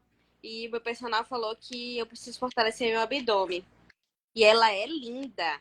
Cara, ela é definidaça, assim. Eu falo pra ela, Meu toda Deus. vez que eu vejo ela, eu falo, mulher, tu é muito linda. Aí eu olhei pra ela e falei, tu já se olhou no espelho? Por quê? Eu falei, olha o teu corpo, tu acha mesmo que esse teu abdômen é fraco? Ela começou a rir. Eu falei, não existe relação de abdômen fraco com dor. As pessoas que sentem dor já têm o abdômen super ativado no mecanismo de proteção. Então, esqueça. Se você começar a fortalecer, é capaz de você sentir mais dor. Aí eu falei, meu Deus, que coisa! E ela, ó, todo dia chegava mais cedo na academia para fazer, tipo, 500 abdominais, 1000 abdominais para uma dor na lombar. Então, core também é outra crença muito, muito forte. Muito forte. Deixa eu ver alguma outra aqui. Desgaste, Lordose. lordose. Meu Deus, lordose também. Apesar de que não é tantos que eu recebo. Uhum. Postura, falei, né? Postura eu recebo muito. Ah, eu trabalho muito tempo assim.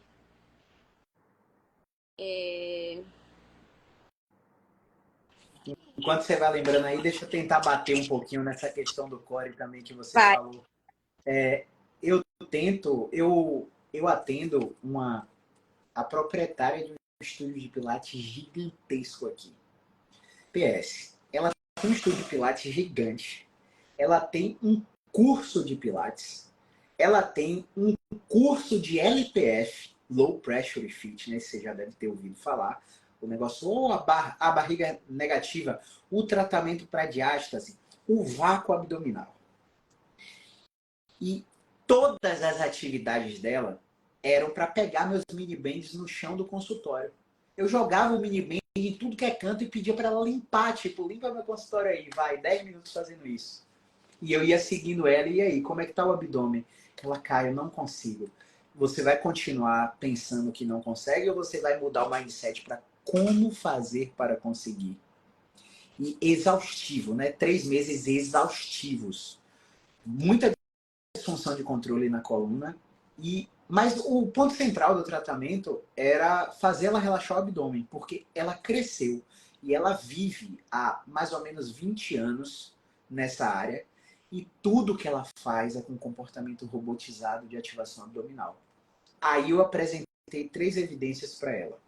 O WES 2005, o Gelser 2012 e um brasileiro agora em 2018, esqueci o nome dele, pegando pessoas, controle e pessoas com dor, e colocando eletromiografia no abdômen, sensores no abdômen para predizer a ativação abdominal em atividades básicas. Abaixar, levantar, subir escadas, descer escadas, agachar. Né? Teve outra atividade também que eu esqueci agora. Em todos os pacientes que tinham dor, a ativação abdominal era muito maior do que os indivíduos controle. Todos. Ou seja, como a Sara falou, essa galera já tem um abdômen forte. Não existe essa teoria de fraqueza abdominal. Quem criou isso, o Paul Holdings, ele vendeu cursos itinerantes no mundo inteiro de estabilização segmentar. Chegou em 2018, antes da pandemia, no Low Back Pain Forum, e ó, essa bagaça não serve mais para nada não. Olha aqui o que as pessoas estão mostrando. A gente tem que relaxar essas pessoas. A gente tem que desativar esse abdômen. Então era uma luta, porque essa paciente entrava em dissonância cognitiva o tempo todo. Mas eu ensino para os meus pacientes que isso é bom. E muitos pacientes recuperaram fazendo isso. Mas recuperaram por causa do processo neurofisiológico, tornaram-se ativos. Não porque aumentou a valência força ou a valência ativação muscular no abdômen. Entende? Eu preciso que você faça o movimento das duas maneiras. Todas as vezes que ela fazia como ela sabia fazer, o movimento era rígido, stiff, muito rígido. E todas as vezes que ela fazia como eu pedia, eu tinha que pegar na barriga dela, solta a barriga. Ó, cadê? Deixa a barriga flácida. Pera aí, você fica andando assim por causa de estética, é? Porque mulher é assim, vou murchar a barriga para parecer que tô magra, né? Até homem é assim. É, Não, solta a barriguinha, deixa a pancinha aparecer. Deixa isso aqui flácido. Todas as vezes que ela fazia com o abdômen relaxado, nossa, é muito mais confortável. E ela ficava em dissonância cognitiva o tempo todo. E essa dissonância cognitiva é a janela de oportunidade de flexibilidade mental para você botar as sugestões terapêuticas no paciente. Você tem que violar a expectativa do paciente nesse sentido. Em relação a pegar Para peso... quem? Meu Deus, peraí. A Siri entrou na jogada aqui. Siri, sai daqui. Boa. Ó, a questão de pegar peso, Sara, isso foi preconizado por um software de engenharia que analisou roboticamente posição da cabeça, posição da coluna, sentado em pé, dobrando, e baseado nisso, predisse quanta carga a coluna ia pegar. E aí, baseado nesse estudo, em análise de computador, o ser humano vai sentir dor se estiver assim. Aí tem uma comunidade aborígene no interior da Austrália, que foi pesquisada, onde todas as mulheres ficam na porta do rio completamente dobrados, na posição de terra stiff de academia, lavando roupa por horas. E quando elas tinham dor na lombar, sabe o que elas acreditavam? Que alguma outra mulher fez bruxaria para tomar o marido. Não era a crença que estava dobrando prolongada. E rapidamente elas recuperavam dessas crises. Ou seja, parece que culturalmente dobrar a coluna não é ameaçador para elas. Mas a gente aprendeu que era, baseado nesse estudo. E quando a gente foi analisar em humanos, né, o Nemesia coordenou o estudo do texto neck, né, pescoço de texto no celular, e viu que não aumentou a dor cervical, não provocou dor cervical em quem não tinha, não aumentou a dor cervical em quem tem. Então, e ainda tem uma galera na África que coloca uma moto no pescoço e sobe a escada para jogar a moto em cima do ônibus para o ônibus conduzir as motos. Então, em cadáveres, os estudos mostram que para lacerar a coluna vertebral precisa de 250 quilos. 250 em cadáver. Imagine você que está com musculatura. Acho que foi você que postou hoje um stories. Ainda dizem que a coluna é fraca, né? Com vários músculos ali. Sensacional. Vai lá. Não, eu acho que eu não tenho nada a acrescentar por hora sobre isso. Eu lembrei agora falando sobre o Pilates. Eu também ministrei Pilates durante muito tempo, né? E uma época eu acreditava sim, porque eu vim do balé, né? Do balé tem que estar tudo reto, tudo contraído toda hora. E eu cresci com meu pai falando: encaixa essa barriga, filha. Não deixa todo mundo ficar vendo que você está relaxada.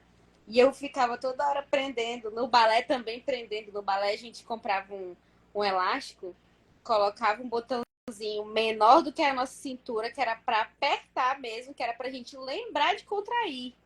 E a professora mandava isso de dever para casa. Então, na época do balé, eu não conseguia relaxar. 1 minuto relaxado, eu sentia uma dor insuportável nas costas. Eu tinha que rapidamente consertar. Isso só passou porque eu parei de fazer o balé, não porque eu queria, e aí só depois passou.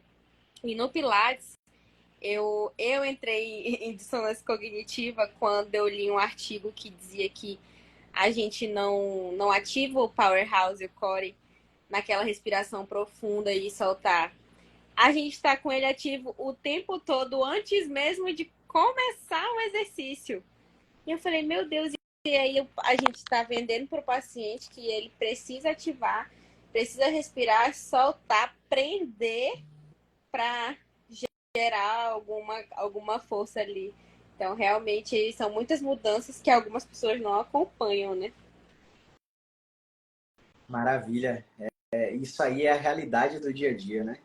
Em relação à postura, Sara, a galera do RPG me bate, né? Eu recebo muito direct de hater. Gente, eu tenho formação em RPG. Eu fiz RPG com uma profissional que foi para a França fazer RPG com Suchar na Universidade de Saint-Mond. Eu fiz RPG antes de estar formado. A primeira rescisão profissional que eu peguei quando eu era atendente de telemarketing, eu fui fazer Mulligan, Pilates e RPG. Pilates eu ganhei bolsa. Tirei 10 nas 3 provas de dermato funcional, para ir dermato funcional. E a professora era dona de uma empresa que ofertou qualquer curso da empresa para quem tirasse a maior nota. Aí eu, broquei em dermato e ganhei o curso de Pilates. Enfim, parafraseando, a galera do RPG me bate porque eu falo, pô, é um exercício como outro qualquer, não tem superioridade enquanto qualquer outro exercício, mas tem um porém ali. Quando a gente analisa subgrupo, a gente percebe que muitos pacientes com dor na coluna, secundária ou não a hernia de disco, adotam um padrão postural elegante, com muita ativação muscular, e começam a assumir comportamentos funcionais mal adaptativos. Porque essa musculatura é para estar relaxada, ela não está para suportar aquilo o tempo todo. E quando você fica no RPG, você está ali, rando a parede, rando o chão, rando a maca, rando com o pé não sei aonde. Ah, faz isso aqui. Pelo amor de Deus, deixa de virar sapo, pô. Ou virar sapo ou virar Aquaman. Ah, tô com hernia de disco, vai virar sapo no RPG ou vai virar Aquaman na água, porque só pode hidroterapia. Porque a gente é peixe agora. A gente não vive com a gravidade empurrando a gente pro chão, não. Quando sai da água, toda a ação tá ali de novo. Vai reabilitar quem na água? Tirar da crise, ok. Depois da crise, vai pro solo. É no solo que a gente faz a reabilitação. Você vive no solo. Então, são mitos que a gente precisa quebrar. Em relação à lordose, cifose, todos nós temos. Não é por isso que dói. A lordose é que dá aquela silhueta para a mulher para ficar com um bumbum bonitão, né? Então, não é porque você tem uma lordose, uma hiperlordose, uma hipercifose que está doendo. Talvez você tenha hiperlordose e tenha rigidez em algumas direções. Então, pode ser que isso não tenha relação nenhuma com a hernia de disco. A gente precisa se ligar nisso. Vai lá, Sara. É realmente isso. Eu não tenho nada a concordar por enquanto. Ó, só para acrescentar, na verdade. Antes de ir para as considerações finais, tem um item aqui do roteiro que a gente colocou, que é operei e continuo com dor. E agora? O que é que você tem para falar para esses pacientes que identificaram hérnia, operaram e mesmo assim ainda estão com dor? Começar a tratar para ontem. Porque as chances de uma nova operação são grandes. E não quer dizer que se você operar de novo, você vai zerar. Eu atendi, só fiz consulta de um rapaz desesperado. Sara, operei, foi até engraçado. Eu operei, o médico falou para mim que eu não ia sentir mais e que ia retirar o excesso do conteúdo que estava fora. Essas foram as palavras dele, tá? E aí ele falou assim, mas o meu desespero é porque o meu pé caiu, ele estava com o pé caído, não voltou. E olha só, ele tinha uma ressonância antes da cirurgia e ele me trouxe uma nova feita por conta depois da cirurgia, né? Aí ele falou, olha só, o médico falou que era essa aqui a hérnia, só que continua do mesmo jeito. Ele queria ver a hérnia bonitinha nessa nova ressonância, né? E aí eu pensando, pedindo para Deus iluminação, porque como que eu ia educar ele nisso em uma consulta? Foi muito difícil, muito difícil. Um paciente, assim, extremamente desesperado, porque, não desmerecendo, né? Mas alguns pacientes ficam num desespero tão grande que não estão em posição de ouvir o que a gente tem para dizer. E ele falou, o que eu faço agora? Eu falei, você precisa tratar. E você precisa tratar. E isso não vai ser rápido. Ai, quanto tempo meu pé volta? Eu falei, posso te falar? Não sei. Não tem como saber. Não tem como saber se vai voltar. E ele ficou muito frustrado. Nossa, mas ele ficou muito frustrado. Eu senti que ficou comigo porque eu acho que ele pensou, como foi indicação, eu acho que devem ter falado assim, olha, ela vai te ajudar. E eu acho que ele esperou um retorno muito positivo. E aí eu ainda tentei explicar que a ressonância não diria, né, muita coisa sobre o caso. Tentei explicar aos poucos sobre o pé, mas assim, ele não voltou. Eu não sei como isso se sucedeu, mas ele fez a cirurgia e assim, ele falou, Sara, desde que eu operei, a dor não mudou nada. 5 minutos? 4-1 Bahia. Vai lá. Ele falou, Sara, a cirurgia não mudou nada. Eu tô igual. E aí o fato também que pesava muito para ele, que eu percebi, era o fato de na ressonância atual estar da mesma forma. Aí eu acho que ele estava se questionando se o médico realmente operou, se o médico realmente tirou, se o que foi feito, se foi só aberto. E aí não, a gente não entra nesse mérito, né? Mas sim, exatamente. Então, os casos de pacientes que já operaram e continuam sentindo dor precisam fazer o tratamento correto na fisioterapia, né?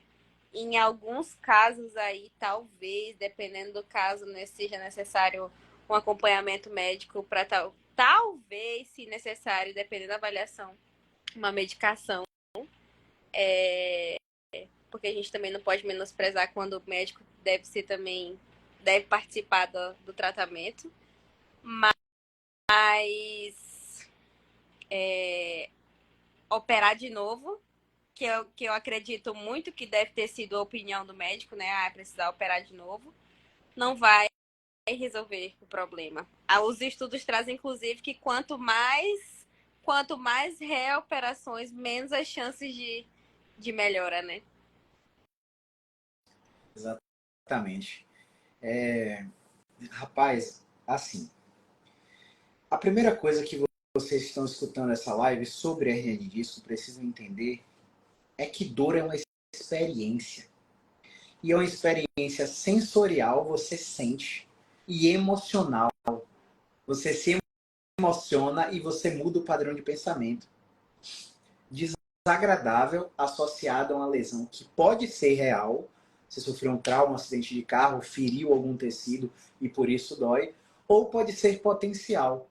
O ambiente é completamente nocivo a você. Você está num trabalho que você não gosta, você está num relacionamento tóxico, você sofreu um trauma abrupto emocional, por exemplo, um estupro. Você acha que não acontece? Nossa, você se assustaria com a quantidade de pessoas, com a quantidade de mulheres que tiveram experiências nesse aspecto. Então, contexto e ambiente interferem completamente em dor. Aborto, a senhora falou. Então, ó, uma vez que você entende isso, você se desapega da ressonância. Porque você pergunta assim, doutor, minha dor então é por causa disso aí? Aí ele é. Aí você pergunta de novo para ver se ele gagueja. Vai gaguejar, porque eles sabem que não é só por causa daquilo. E quando você tem dor há mais de 3 meses, o que acontece? A chance da falha cirúrgica é grande. 46%, quase de cada 2 que operam, um fica com dor. Aí você vai para a segunda cirurgia, você reduz para 30, vai para a terceira, reduz para 15, vai para a quarta, reduz para 5, vai lá. E os que não ficam com dor, ficam com rigidez. Eu tive 2 pacientes operados que, meu Deus, o mínimo do mínimo do mínimo de extensão. Rígidos, rígidos, rígidos, rígidos. Era isso. E não estou dizendo que cirurgia não funciona.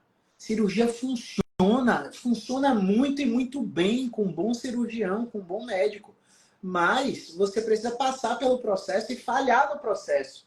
Para a gente ter certeza que só tem a cirurgia para fazer. Porque você faz a cirurgia de cara e não testa o tratamento conservador, tratar conservador não é tomar remédio, não é fazer choquinho, alongamento tenso, calorzinho na fisioterapia do seu plano de saúde. Entende? Então, a gente precisa saber da síndrome de falha cirúrgica, da definição de dor para desapegar da ressonância e para entender o contexto. Porque se eu tenho um paciente que tem hérnia no pescoço e hérnia na lombar, todas têm indicação cirúrgica, mas olha o contexto. Uma separação recente, um falecimento de um ente querido, pai, no caso, e conflito familiar com a mãe, porque a mãe cuida mais do irmão do que dela. Esse é o contexto da paciente. Você acha que esse cérebro está recebendo informações do ambiente que são prazerosas ou nocivas? Você acha que esse cérebro está descansando ou está hiperreativo? Você acha que essa pessoa, quando bate o ar-condicionado nela, ela sente calafrio ou sente dor? Ela sente dor. o vento do ventilador na pele, ela sente dor. Então, dor vai muito além dos exames. Dor é experiência. E na hérnia de disco não é diferente. Inclusive, quando a dor na lombar é específica. Quando a hérnia é a culpada da dor. Inclusive, nesse aspecto, os fatores emocionais, cognitivos, comportamentais, de estilo de vida, precisam ser trabalhados, porque senão a cirurgia falha também. Beleza? Algo a declarar aí, Sara? Então vamos lá. Sara, finalizando. O que é que você diria? Duas mensagens de consideração final. Uma para pacientes e uma para fisioterapeutas. O que é que vocês diriam? O que é que você diria para eles a respeito de hernia de disco? Para ir para casa refletindo. Cara, para pacientes, o tratamento pode ser mais fácil do que você imagina. O tratamento pode ser mais fácil do que você imagina, guarda isso. E pode ser tão fácil que eu digo assim, um caminho tão simples que tu não vai precisar de 1000 intervenções, 1000 remédios, etc, etc, que você vai ficar bobo de ver, né? Não falando que a gente vai fazer uma mágica, uma bruxaria aí, mas pode ser, o seu tratamento pode ser muito, muito, muito, muito fácil. E você tá aí tão enraizado em medicamento, em informações ruins, que você acaba não pensando que a fisioterapia pode te ajudar. Mas o que eu deixaria de mensagem é isso.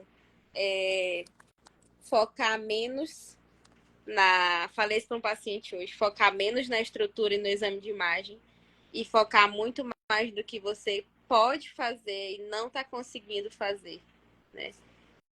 Acho que para pacientes eu diria isso. E para fisioterapeutas, gente do céu, existe um mundo que eu tenho certeza que mais de 90% dos fisioterapeutas não conhecem. Não existe só extensão de coluna, né? Não existe só flexão para tratar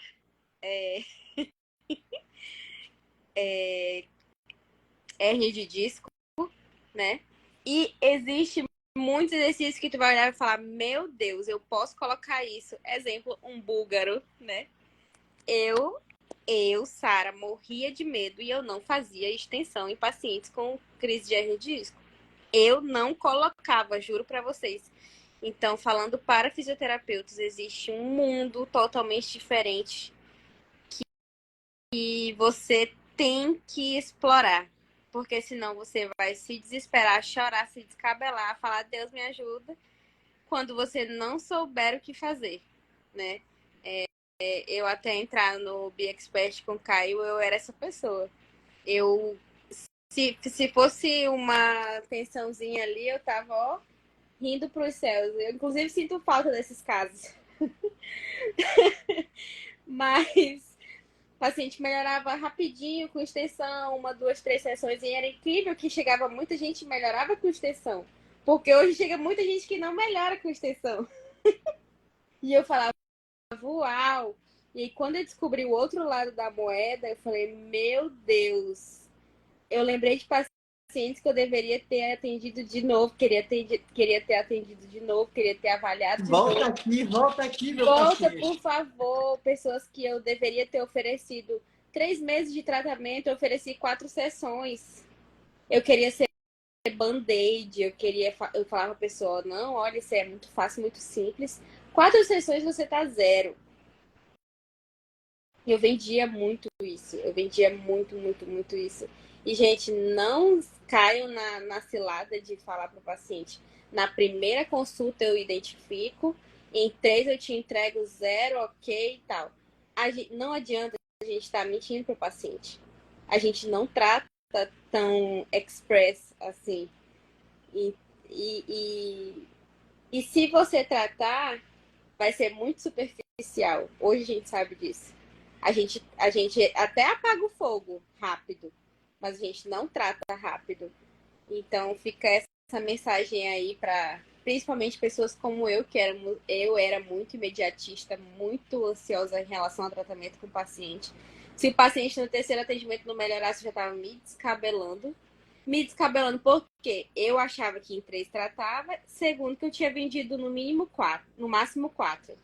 Se na terceira ele não tinha melhorado nada, eu tinha só mais uma. Como é que eu ia fazer? Então eu não tinha essa segurança de saber o prognóstico e de fato que a pessoa precisava para falar, para ter uma segurança de falar assim para ela, ó, no dia da alta, tchau, segue teu rumo, né? Vai para tua academia, vai continuar os exercícios em casa e tudo mais. Eu também não tinha essa segurança de dar os exercícios para casa, de falar o que a pessoa precisava fazer, de mexer em sono, mexer em tudo isso. Então, existe um mundo aí muito, muito, muito, muito fora do que a gente recebe, principalmente para quem saiu da faculdade agora, ou principalmente para quem fez um curso e acha que sabe já de tudo. É isso. Maravilha, obrigado. Obrigado, Sara, muito bom. Eu vou finalizar também com 2 considerações finais. Para pacientes, né? 2 tópicos. Existem 2 caminhos. Eu vou no ortopedista primeiro, faço imagem, tomo um remédio, volto no ortopedista para levar a imagem, trocar o remédio para a fisioterapia. Ou eu vou direto no fisioterapeuta. Seu microfone. Valeu. Ou eu vou direto no fisioterapeuta, tá? O caminho do ortopedista custa $2.700 a mais, segundo um paper de 2004 da Julie Fritz, da American Physical Therapy Association. Esse estudo foi replicado anos depois, não lembro agora o autor, e também foi uma economia absurda quando você vai no fisioterapeuta primeiro. Quer dizer que a gente é melhor? Não, tem nada a ver. A maioria dos casos são solucionados na fisioterapia. A minoria dos casos precisa da fisioterapia junto com o médico botando medicação para seu exercício ser mais confortável.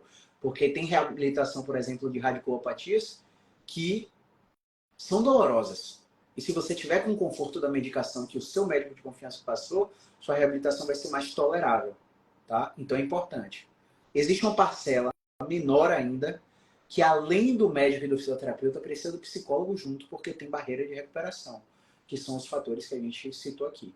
Né? Luto, divórcio, frustrações, depressão, ansiedade, estresse e por aí vai.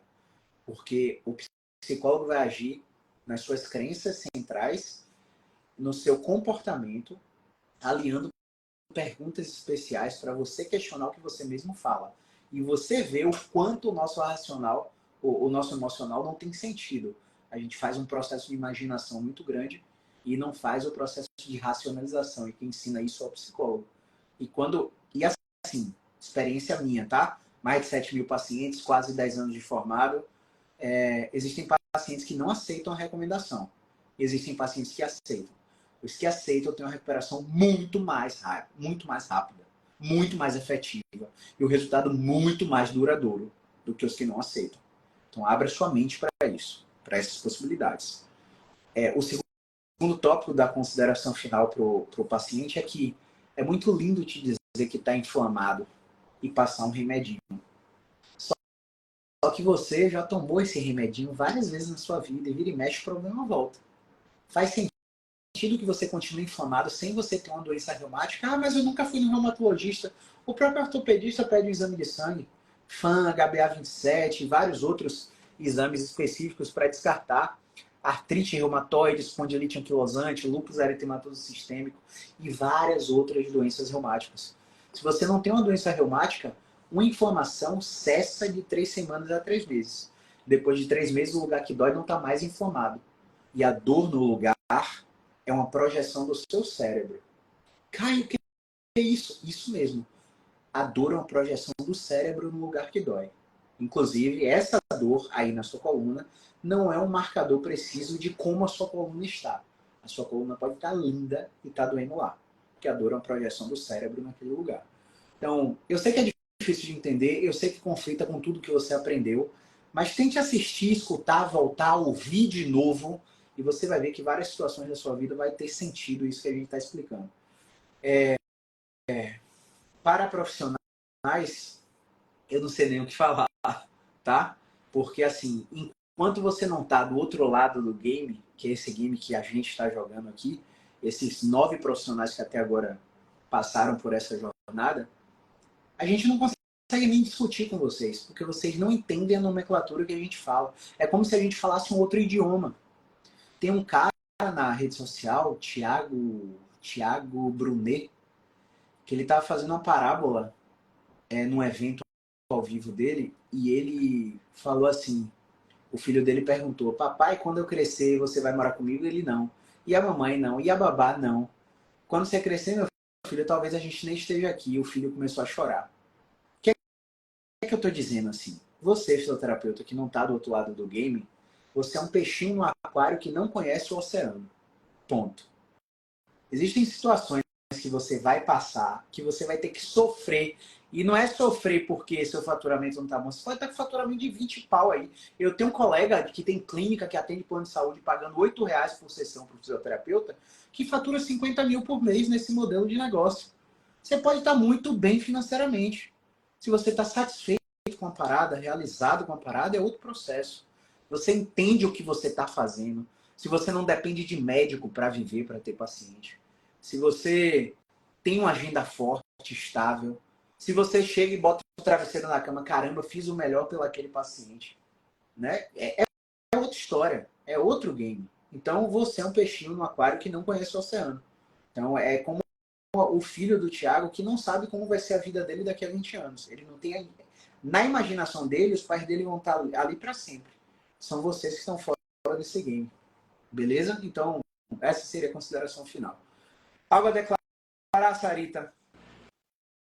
Não, por hora não, é isso. Mais uma vez, obrigado pela Eu que agradeço.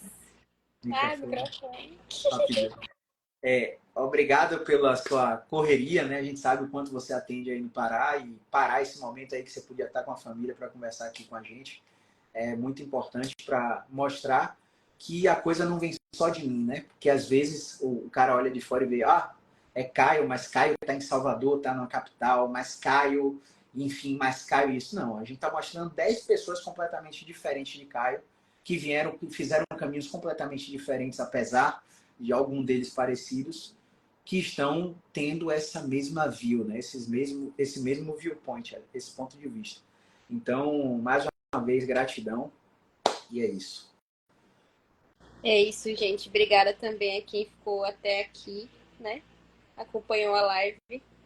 E é isso. Obrigada, Caio. É um prazer sempre estar aqui na live também. Valeu, Sarinha. Pessoal, é o seguinte. Essa aula vai ficar salva lá no grupo do Telegram.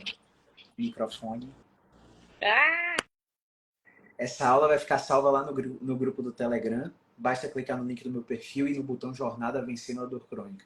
Você vai ver a reprise. Essa reprise vai ficar liberada até sexta-feira, 23h59, que é quando a gente encerra as inscrições para os 3 cursos. LBP de avaliação e tratamento lombar, Spine de avaliação e tratamento da coluna e BeExpert de avaliação e tratamento da dor crônica. Então, a gente tem 3 vagas para o BeExpert, 3 para o Spine e 4 para o LBP ainda disponíveis, né? Então, pode fechar a qualquer momento que a gente preencher essas vagas ou na sexta-feira, às 23h59. Então, se você tem alguma dúvida sobre o curso ou sobre hernia de disco, eu e a Sara vamos deixar caixinhas de perguntas nos stories, se você ficou com vergonha de perguntar aí agora. E ao longo do dia de consultório amanhã, a gente volta para responder em vídeo a sua dúvida, beleza? Um grande abraço, movimento é vida. Valeu, galera!